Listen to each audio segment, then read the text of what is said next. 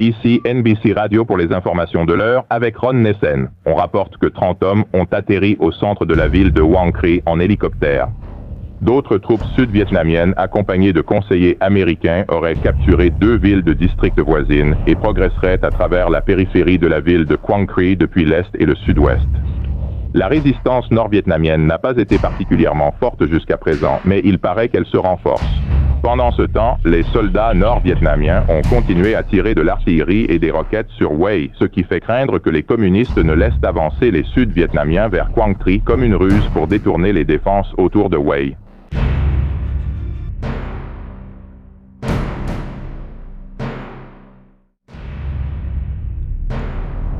Le président Lyndon B. Johnson maintient les États-Unis engagés dans la guerre au Vietnam.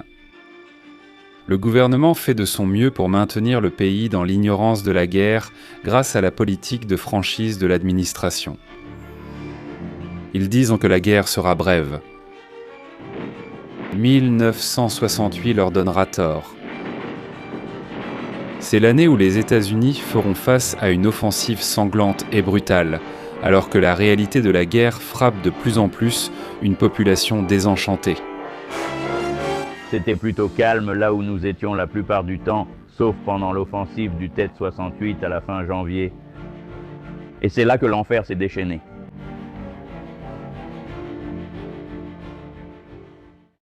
À la fin de 1967, les attaques nord-vietnamiennes à travers le Sud-Vietnam forcent les troupes alliées à se déployer vers la zone démilitarisée. Loc Ninh est attaqué le 29 octobre 1967. Doc To, le 23 novembre 1967. À la mi-décembre, le commandement américain confie la défense exclusive au 5e groupe de Rangers sud-vietnamiens. Ils doivent être soutenus par le 2e bataillon du 13e régiment d'artillerie des États-Unis. États-Unis. Les 2e forces de campagne américaines, un groupe de type corps composé de 39 bataillons sous le commandement du lieutenant-général Frederick C. Weyand, ont pour mission de rechercher et de détruire les bases du Viet Cong et nord-vietnamiennes proches de la frontière cambodgienne. Weyand, un vétéran de la Seconde Guerre mondiale et de la guerre de Corée, est mal à l'aise. Pourquoi ces soldats ne rencontrent-ils pas plus de troupes ennemies ? Pourquoi le trafic radio autour de Saïgon est-il plus intense que d'habitude ?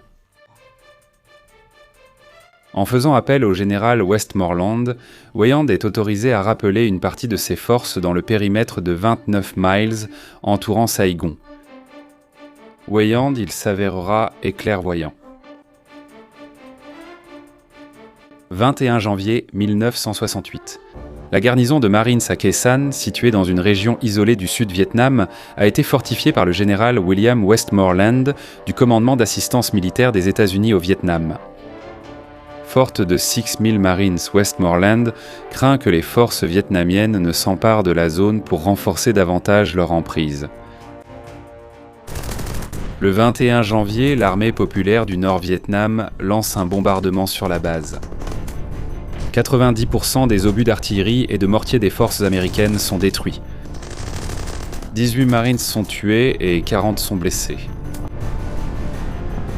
Le président Johnson et le général Westmoreland décident de tenir la base et de lancer un bombardement offensif contre les forces ennemies près de Khe Sanh. Cette première attaque dure 2 jours.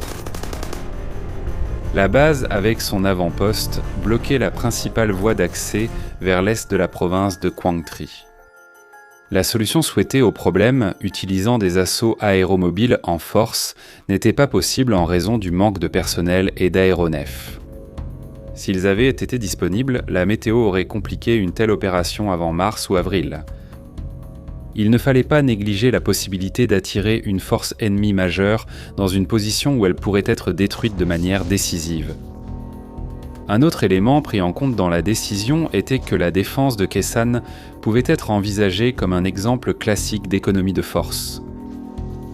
Il semble certain que les 2 divisions d'élite de l'armée nord-vietnamienne, qui auraient pu être utilisées ailleurs dans la province, pouvaient être contenues par un régiment de Marines renforcés, avec une aide majeure des frappes aériennes et de l'artillerie. En plus de ces 2 divisions, 2 autres divisions ennemies, maintenus en réserve par l'ennemi, n'ont jamais été engagés parce que la situation n'a pas évolué en faveur de l'ennemi. Le général Westmoreland n'avait que deux choix, rester et renforcer ou partir. Il a choisi de rester. L'offensive du Tet mettait également à rude épreuve les approvisionnements utilisés par les forces américaines, avec une moyenne de 2600 tonnes de fournitures par jour, sans compter le pétrole. 1000 tonnes supplémentaires seront nécessaires pour lancer une contre-offensive à Khe Sanh.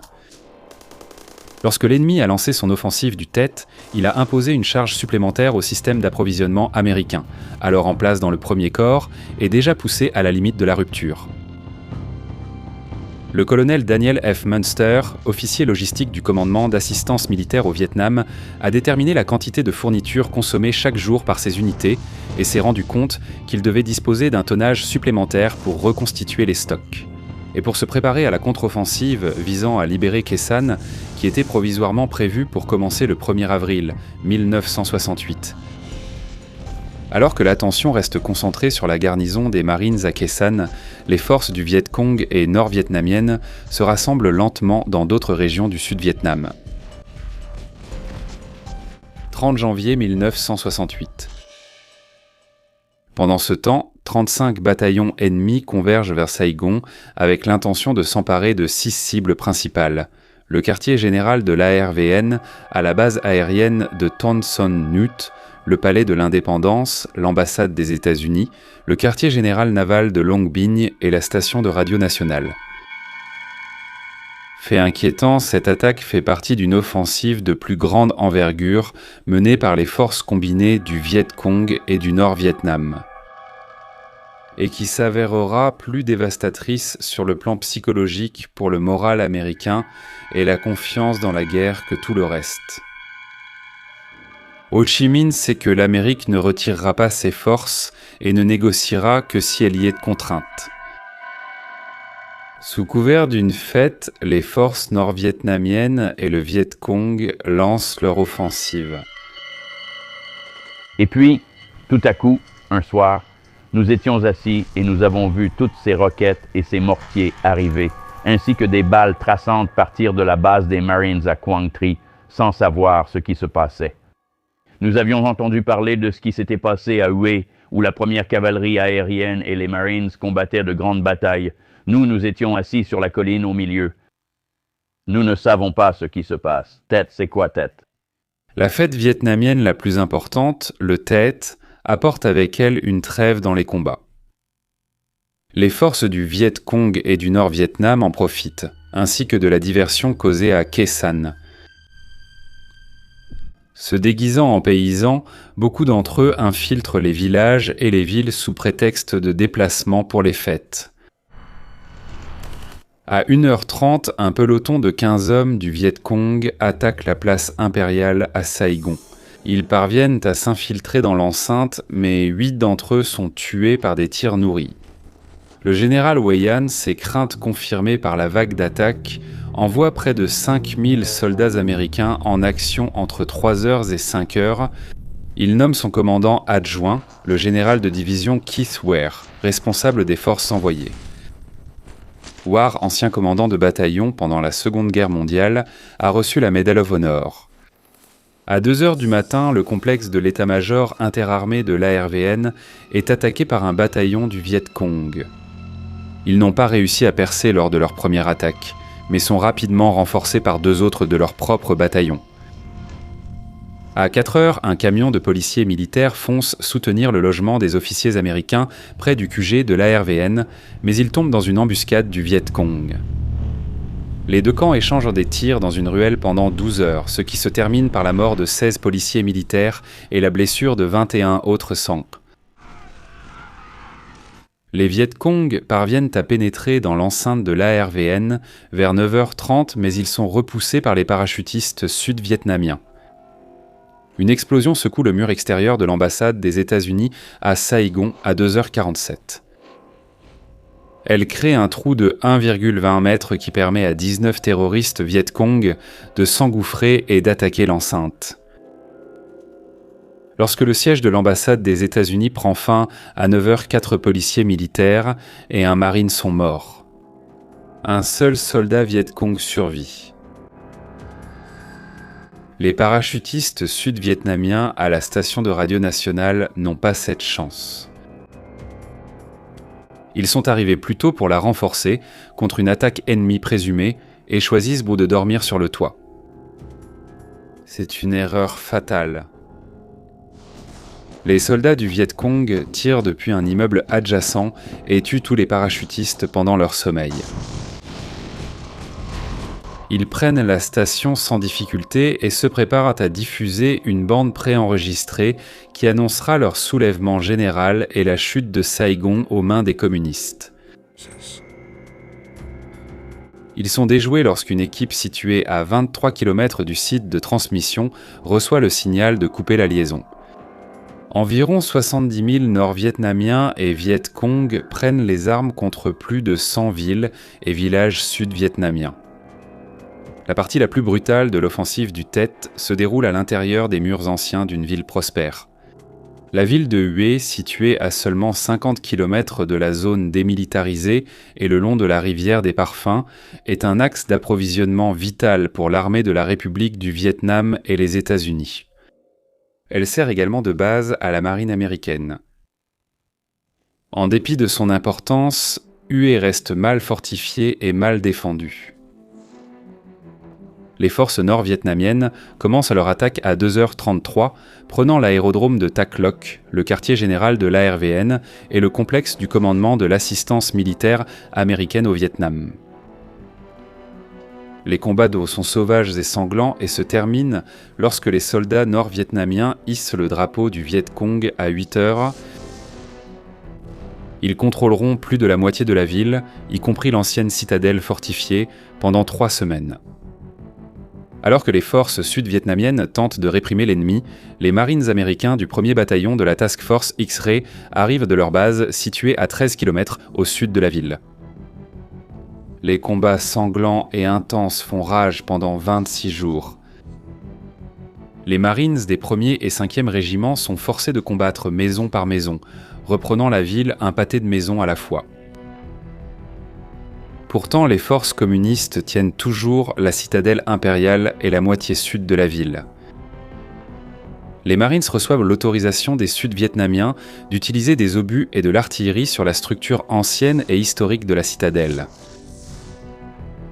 Nous sommes le 29 février lorsque les forces américaines reprennent enfin la citadelle et forcent les Nord-Vietnamiens à se retirer. Les soldats découvrent que la citadelle est le site d'un massacre.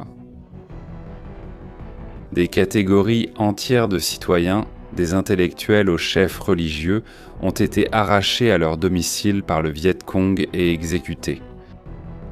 Enterrés dans des fosses communes, près de 2800 corps seront découverts au cours des prochaines années. Cela peut être considéré comme une victoire sur le papier, mais avec 80% de la ville détruite par les frappes aériennes de l'armée de l'air et les civils survivants laissés sans abri, c'est au mieux une victoire à la Pyrrhus. De retour aux États-Unis, la couverture médiatique de Hue révèle directement à la population les effets de la guerre. C'est le tournant dans la perception de la guerre par le public américain, alors que les médias la diffusent directement sur leurs écrans de télévision. J'étais vraiment déçu parce que mon père m'envoyait des journaux qui arrivaient là-bas environ une semaine après qu'il les ait envoyés. Ils allaient jusqu'à dire, vous savez que des unités avaient été complètement anéanties alors que ce n'était pas le cas. Ou bien il y avait une bataille et ils disaient que 3 Américains avaient été tués, mais ils omettaient aussi de dire que 100 Nord-Vietnamiens avaient été tués dans cette même bataille. Et c'était très partial, soutenant essentiellement les Nord-Vietnamiens et biaisé dans le sens où il laissait entendre que les Nord-Vietnamiens étaient en train de gagner la guerre alors que c'était l'inverse qui était vrai. Les combats font rage dans tout le Sud-Vietnam, mais les forces alliées en sortent victorieuses, les forces nord-vietnamiennes et Viet Cong étant décimées. La grande décimation des rangs du Viet Cong crée un déséquilibre entre les deux alliés communistes, les Nord-Vietnamiens gagnant plus de pouvoir dans l'alliance. Les forces ennemies perdent des milliers d'hommes, soit 8113 selon le commandement d'assistance militaire au Vietnam, tandis que les pertes américaines s'élèvent à 216 tués et 1584 blessés, et celles des Sud-Vietnamiens à 452 tués et 2123 blessés. Au total, environ 58 000 personnes ont péri dans tous les camps.